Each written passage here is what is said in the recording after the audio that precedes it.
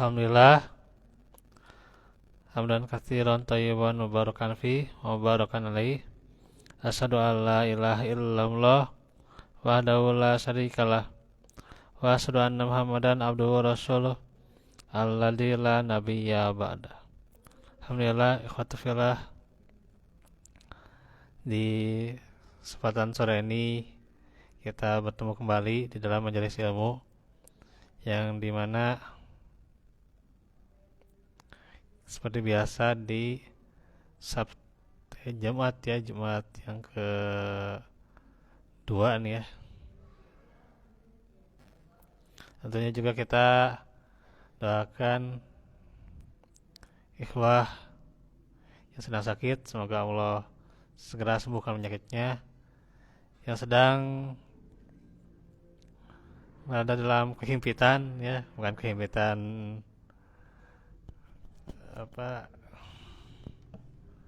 bukan kehimpitan di masa nanti, tapi sekarang ini gitu, misalnya kehimpitan harta lah gitu ya, hartanya sempit lah gitu, atau lagi kesusahan, semoga Allah berikan kelapangan ya, berikan kemudahan di setiap urusan kita.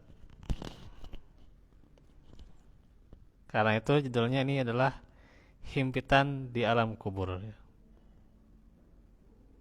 Ikhwatu fillah, ahlu sunnah mengimani bahwa di alam kubur akan terjadi peristiwa doktoh, penghimpitan. Didasari oleh beberapa hadis sahih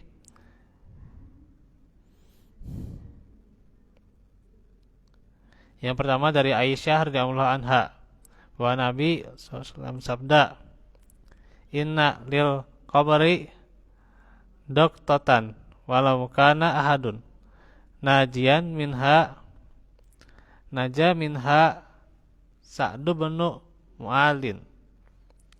Sesungguhnya di alam kubur akan terjadi penghimpitan. Andaikan ada orang yang selamat darinya, maka sungguh Sa'ad bin Mu'adz akan selamat darinya.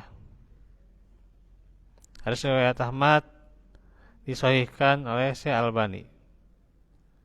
Di hadis silsilah as-sahihah.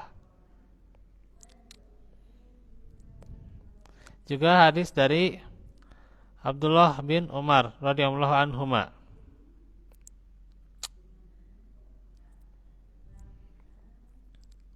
bahwa Nabi bersabda ketika Sa'ad bin Mu'adz radhiyallahu anhu meninggal, hadzal ladzi taharraka lahul arsyu wa futihat lahu abwabus samai wa syahidahu sab'unal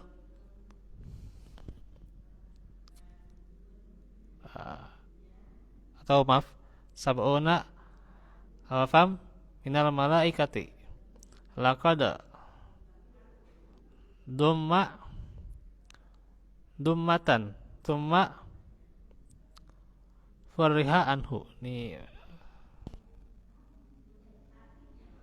coba nih ya, soalnya skalanya agak kecil nih. Jadi ketika Sa'ad bin Mu'adz meninggal, lelaki ini membuat arsy berguncang dan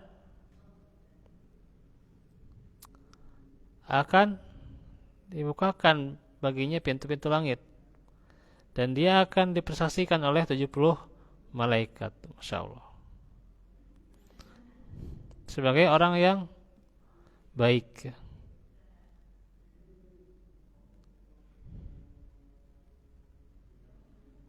Namun ia mengalami penghimpitan di alam kubur, kemudian terlepas darinya.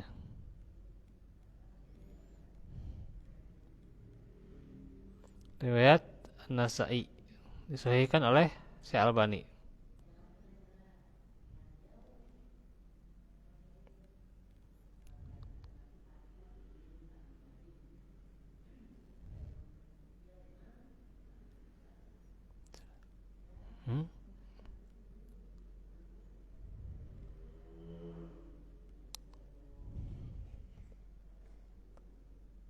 Kemudian hadis dari Abu Ayyub Al-Ansari radhiyallahu anhu bahwa Nabi bersabda ketika ada seorang anak kecil yang meninggal, "Lau af lata ahadun min dammatil qabri la af lata hadza as-sabi."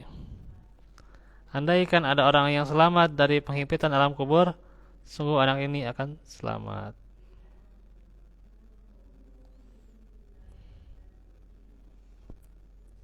Nah, itu riwayat Tabrani dalam Mu'jamul Kabir, disahihkan oleh Syekh Albani.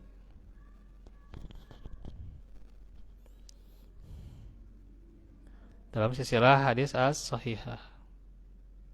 Maka siapa saja yang mengalami penghimpitan alam kubur ini? Nah, para ulama sepakat bahwa orang kafir dan orang munafik pasti akan mengalami penghimpitan.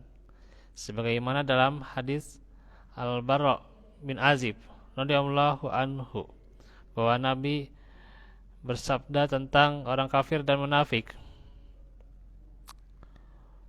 "Yadayyaku alaihi qabruhu hatta takhtalifa fihi adla'uhu." Kemudian kuburnya pun menghimpitnya hingga remuk tulang belulangnya. Itu ya. Riwayat Abu Daud, Ahmad dalam Sahih Abu Daud. Dan juga jumhur ulama mengatakan bahwa para nabi dan rasul ya alaihissalam tidak mengalami penghimpitan di alam kubur. Kata Asyuti rahimahullah, wala ma'ruf an al-anbiya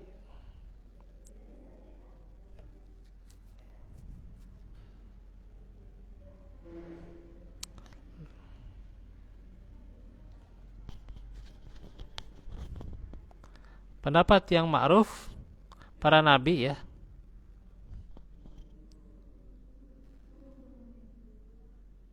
tuh para nabi nih,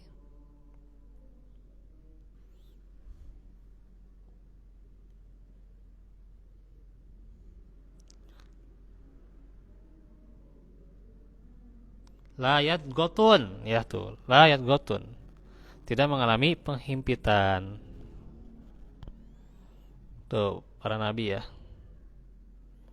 Dan juga Al-Munawi rahimahullah mengatakan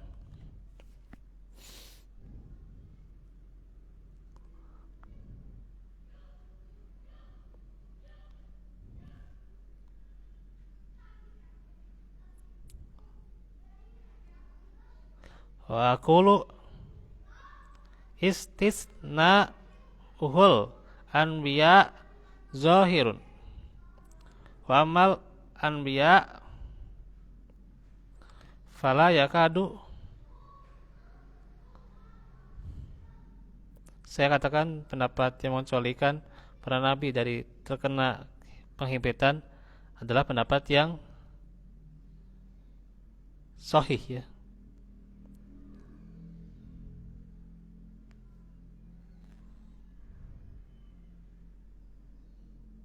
Yasahu.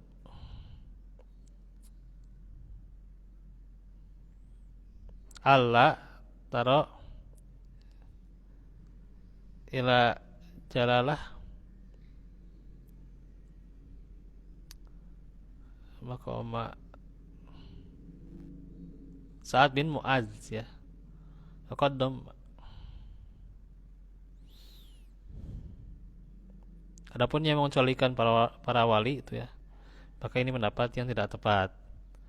Tidakkah Anda lihat bagaimana Sa'ad bin Mu'adz itu derajatnya, kedudukannya mulia ya, tinggi gitu ya, tapi dia mengalami penghimpitan juga ya, insyaallah. Ya segitu sahabat yang tinggi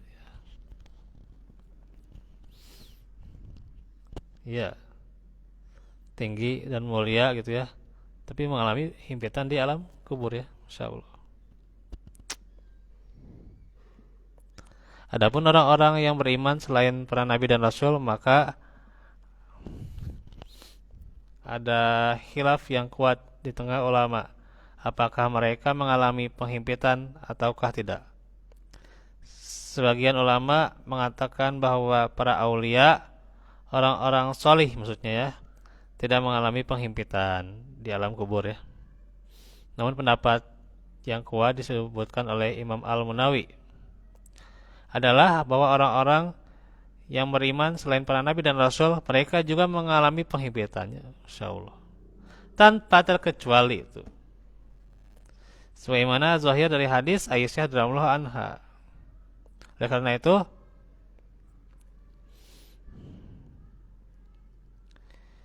Ibnu Abi Mulaikah rahimahullah, ini seorang tabi'in ya, berkata bahwa tidak ada yang selamat dari penghimpitan. Bahkan Sa'ad bin Mu'az itu tidak selamat. Padahal satu sapu tangan beliau itu lebih baik daripada dunia dan sisinya. Bahkan anak kecil yang belum terkena beban syariat saja terkena penghimpitan, sebagaimana dalam hadis Abu Ayyub radhiyallahu anhu. Nah itu ya.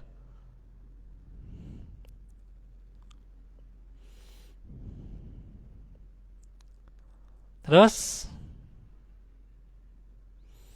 bagaimana bentuk penghimpitan yang dialami oleh orang-orang beriman? Nah,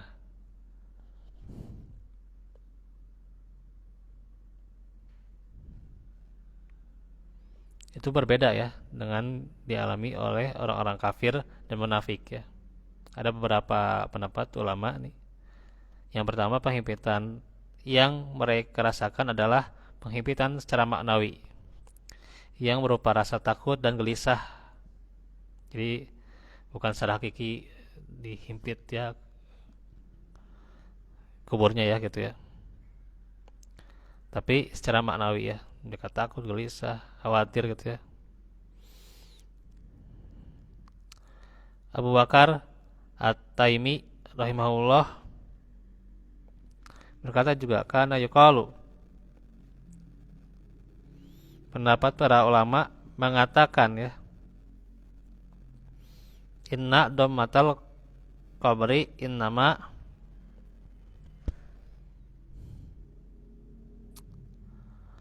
usuluha anal aldo ya umuhum. Jadi bentuk penghimpitan itu di alam kubur pada asalnya karena bumi bagaikan ibu bagi manusia tuh. Wa minha, dan di sana juga mereka khuliqu ya, diciptakan.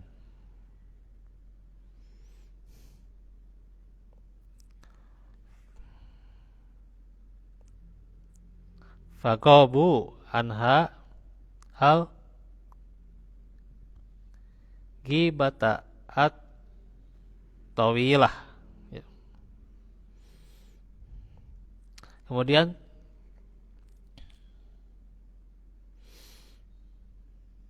tiba-tiba ia tidak lagi berada di bumi untuk waktu yang lama. Falamma raddu ilaiha auladaha,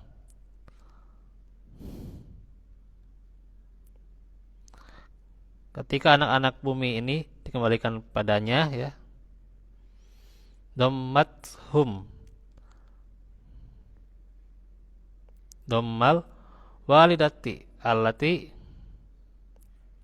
qaba anha waliduha, maka ia merasakan kesempitan sebagaimana sempitnya seorang ibu yang kehilangan anaknya. Itu gimana Pak kalau seorang ibu kehilangan anaknya?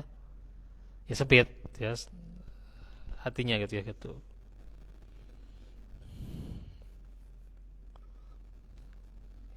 Ya sempit hatinya, sehingga kan kalau diibaratkan demikian, berarti itu sempitnya atau kehimpitannya itu secara maknawi ya.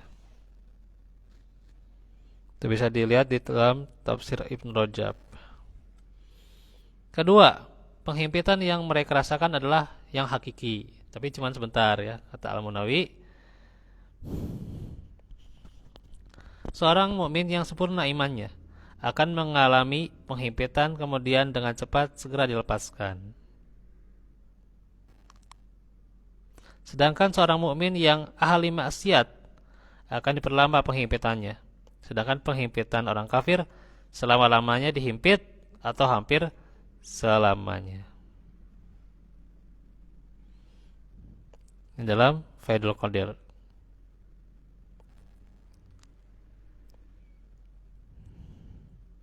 Nah, itu kitabnya ya, Faidul Qadir. Nah, kapan terjadi penghimpitan di alam kubur? Penghimpitan di alam kubur itu terjadi sebelum pertanyaan dua malaikat. Nah, jadi ini memang bahasan yang agak jarang ya, atau mungkin ikhwatulillah baru tahu ya. Nah, itu. Jadi sebelum pertanyaan dua malaikat itu adanya penghimpitan dulu ya di alam kubur itu ya. Ar-Ramli rahimahullah mengatakan penghimpitan di alam kubur terjadi sebelum pertanyaan dua malaikat. Sedangkan Imam Al-Muzanni rahimahullah dalam Syarhus Sunnah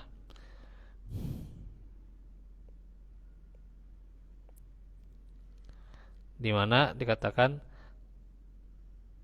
kemudian mereka setelah mengalami penghimpitan mereka akan ditanya oleh malaikat.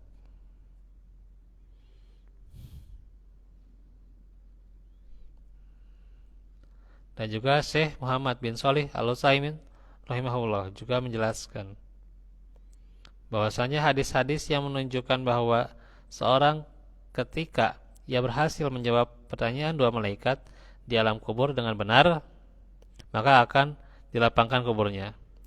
Jika hadis tentang penghimpitan itu sahih, maka maknanya pertama kali ia masuk ke dalam kubur, ia akan dihimpit oleh kubur. Kemudian akan dilapangkan setelah menjawab pertanyaan. Jadi dihimpit dulu, ya. Nanti kalau sudah bisa menjawab pertanyaan, dilapangkan kuburnya ya. Merasakan nikmat kubur gitu ya. Allahu a'lam.